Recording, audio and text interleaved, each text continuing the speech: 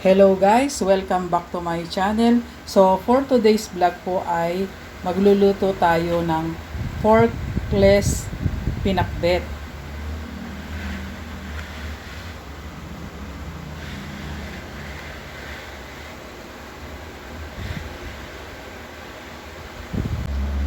Kaya samahan niyo ako guys sa aking pagluluto. Let's go!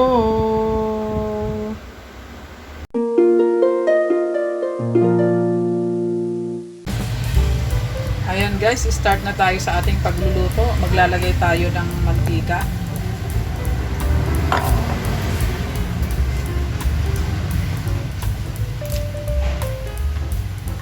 Then ang bawang. Sunod natin ang sibuyas. Sunod natin ang kamatis.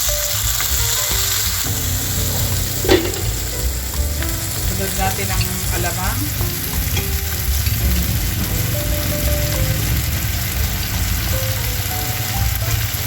Ito guys, alamang ay manamis-namis siya, hindi siya gaano maalat.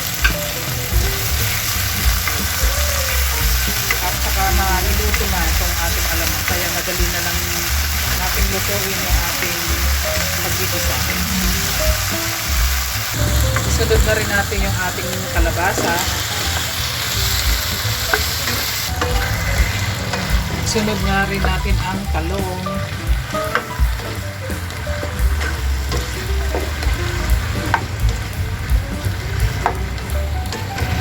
Sunod na rin natin ang okra.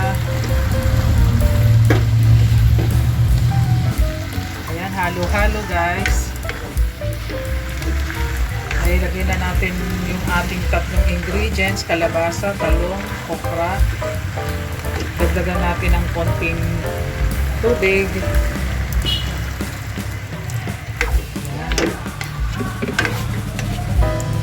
Halo-halo at sabay takpan natin.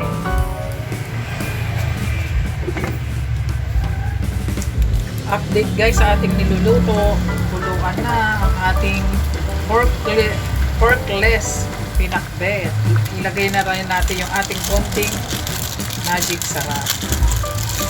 Padagdag lasa.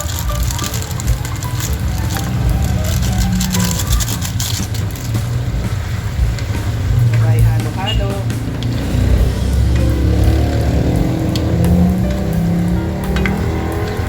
Takpan natin ulit guys hanggang maluto ang ating mga gulay.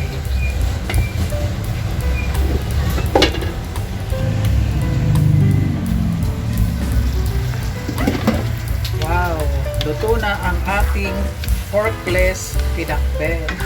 Kaya ready to serve na to guys.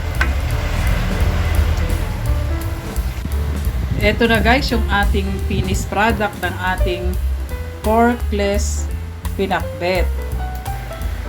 At meron din tayo ditong inihaw na tilapia. Kaya ito guys yung aming dinner for today or for tonight. Kaya kain na tayo guys. Let's eat.